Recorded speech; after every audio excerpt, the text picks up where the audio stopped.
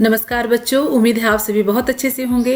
बच्चों, आज की जो कविता है वो है सीबीएसई बोर्ड के बच्चों के लिए है। हिंदी कोर्स बी है जिसका स्पर्श टेक्स्ट बुक से है, क्लास 10th के लिए है। और कविता का नाम है आत्मतरण और कवि है रविंद्रनाथ टैगोर। बच्चों, रविंद्रनाथ टैगोर जी का जन्म हुआ था 6 मई 1861 को बंगाल के एक संपन्न परिवार में जन्मे थे। रविन्द्रनाथ ठाकुर सबसे पहले भारतीय थे जिनको नोबेल पुरस्कार से नवाजा गया था। रविन्द्रनाथ ठाकुर की सारी शिक्षा दीक्षा घर पर ही प्रारंभ हुई थी, घर से ही स्टार्ट हुआ था। अर्थात उनकी प्रारंभिक शिक्षा घर पे ही करवाई गई थी। उन्हें स्कूल में ना जाकर उन्हें घर पे ही सारी शिक्षा को कंप्लीट कराया गया था। बच्चों, छोटी उम्र में ही स्व अध्याय मतलब वो उन्होंने ज़्यादातर मैक्सिमम शिक्षा खुद से पढ़कर अर्जित की थी। तो छोटी सी उम्र में ही स्व अध्याय से ही उन्होंने अपनी काफ़ी शिक्षा हासिल कर ली थी। आगे की पढ़ाई अर्थात बैरिस्ट्री की पढ़ाई करने के लिए विदेश भेजे गए, लेकिन बिना परीक्षा दिए ही वो लौटकर इंडिया वापस आ गए। रविंद्रनाथ की रचनाओं में लोक संस्कृति का स्वर प्रमुख रूप से मुखरित होता था। मतलब जितनी भी उनकी रचनाएं थी वो सब लोक संस्कृति से ओतप्रोत थी। प्रकृति से इन्हें गहरा लगाव था। इन्होंने लगभग 1000 कविताएं और 2000 गीत लिखे हैं। चित्रकला, संगीत और भाव नृत्य के प्रति इनके विशेष अनुराग के कारण रविंद्र संगीत नाम की एक अलग धारा का ही सूत्रपात हो गया। बच्चों, इन्हें बहुत संगीत से अत्यधिक प्रेम था। इसी के कारण इनके नाम पर ही रविंद्र संगीत नाम की एक अलग ही धारा का ही सूत्रपात हो गया। बच्चों, जैसे संगीत की बहुत सारी विधाएं होती है, उसी प्रकार से ये एक विधा है जिसके अंदर सामान्य रूप से भारत और विशेष रूप से बंगाल की संगीत अवधारणा में एक नया आयाम जोड़ दिया।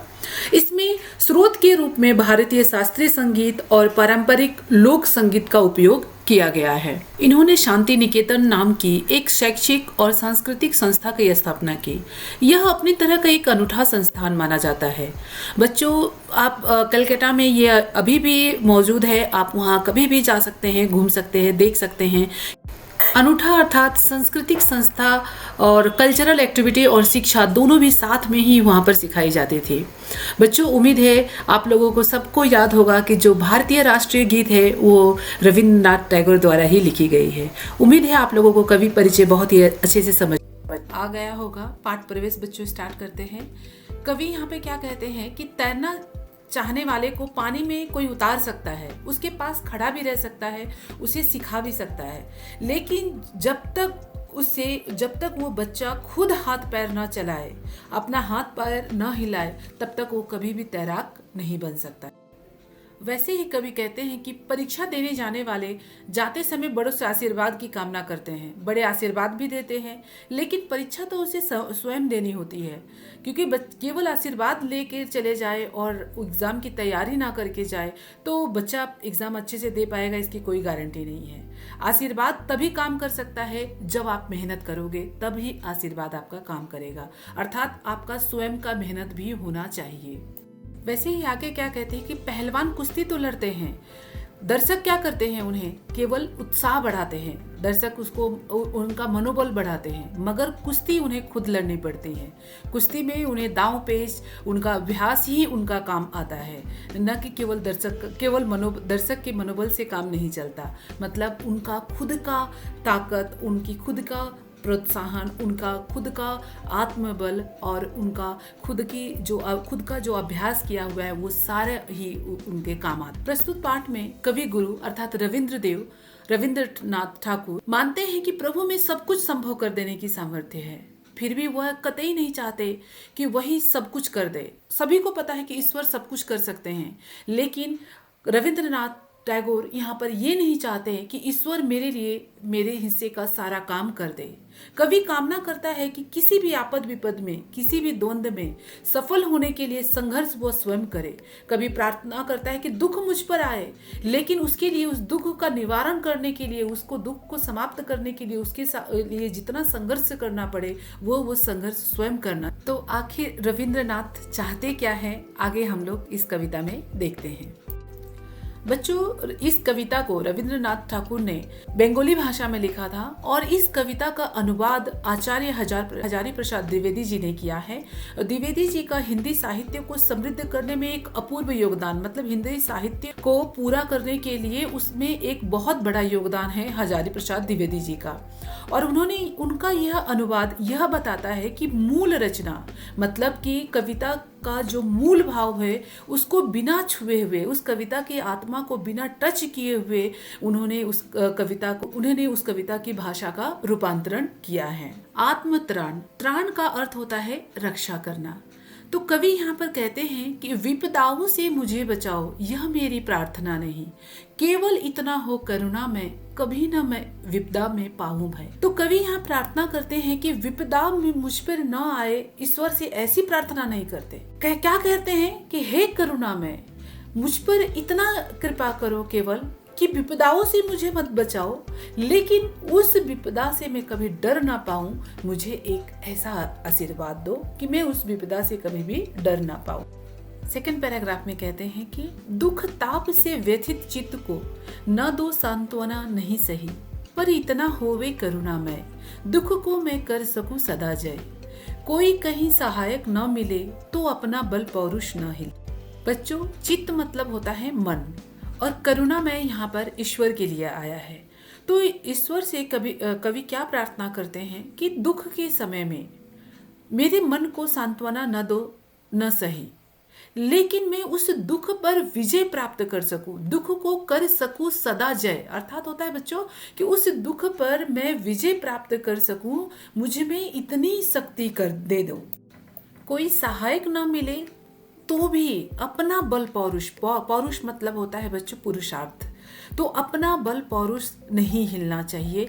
इस तरीके से कवि प्रार्थना करते हैं। हानि उठानी पड़े जगत में, अर्थात संसार में मुझे बार बार हानि उठानी पड़े, लाभ अगर वंचना रही, वंचना अर्थात होता है बच्चों धोखा, लाभ अगर मुझे बार बार धोखा दे रही है तो भी मन में न मानो है, तो भी उस समय भी मैं अपने मन में कभी भी मन को निराश ना होने दूं, हार न मानूं। मेरा त्राण करो अनुदिन, अनुदिन मतलब होता है रोज, रोज मेरी रक्षा करो, मैं ऐसी प्रार्थना नहीं करता, यह मेरी प्रार्थना नहीं, बस इतना होवे करुणा में, तरने की हो शक्ति अनामय।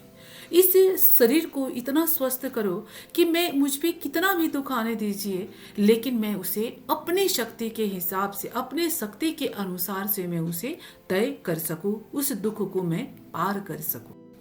मेरा भार अगर लघु करके ना दो सांत्वना नहीं सही, केवल इतना रखना अनुनय, वहन कर सकूं इसको निर्भय, नत शिर होकर सुख के दिन में, तब मुख पहचानूं छिन छिन में।